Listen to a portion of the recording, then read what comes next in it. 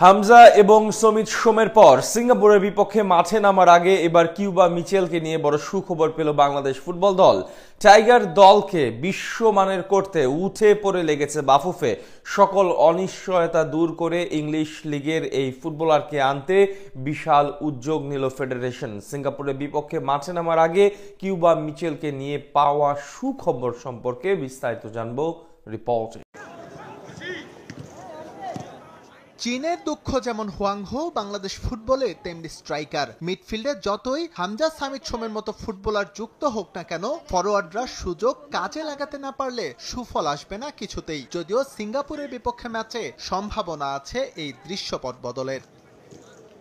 ভারতের বিপক্ষে ফাহমেদুলের না থাকা নিয়ে জল ঘোলা হয়েছে বহু। টিম ম্যানেজমেন্ট এরই মধ্যে আভাস দিয়েছে 10 জুনের ম্যাচে তাকে খেলানোর। লেফট উইংয়ে এই ইতালি প্রবাসী যুক্ত হলে নিশ্চিতভাবে ক্ষুরোধার হবে বাংলার আক্রমণ ভাগ। সুখবর আছে আরও, জাতীয় দলে অভিষেকের অপেক্ষা ফুরাচ্ছে আলামিনের। রাইট উইংয়ে রাকিব আর লেফটে ফাহমেদুলের সঙ্গে তার রসায়নটা জমে গেলেই ছক্কা।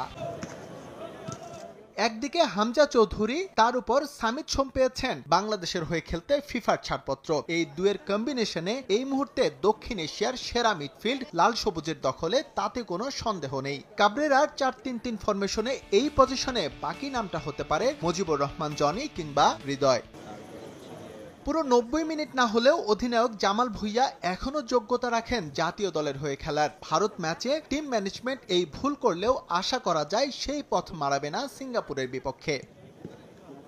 ইনজুরিতে থাকা বিশ্বনাথকে এই ম্যাচেও পাবে না বাংলাদেশ। রাইট ব্যাকে তার জায়গায় সাদউদ্দিন এই ভরসা। অভিজ্ঞ তপু আর তারিক কাজীতে বেশ সলিড সেন্টার ব্যাক কাবরেরার। বাম প্রান্তে ইনফর্ম শাকিল তপুর বিকল্প ঠিক এই মুহূর্তে নেই লাল সবুজে।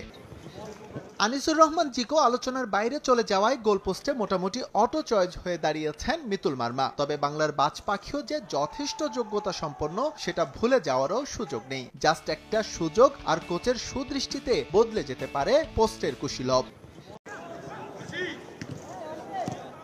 চীনের দুঃখ যেমন হুয়াংহো, বাংলাদেশ ফুটবলে তেমনি স্ট্রাইকার। মিডফিল্ডে যতই হামজা সামিত সোমের মতো ফুটবলার যুক্ত হোক না কেন, ফরোয়ার্ডরা সুযোগ কাজে লাগাতে না পারলে সুফল আসবে না কিছুতেই। যদিও সিঙ্গাপুরের বিপক্ষে ম্যাচে সম্ভাবনা আছে এই দৃশ্যপট বদলের।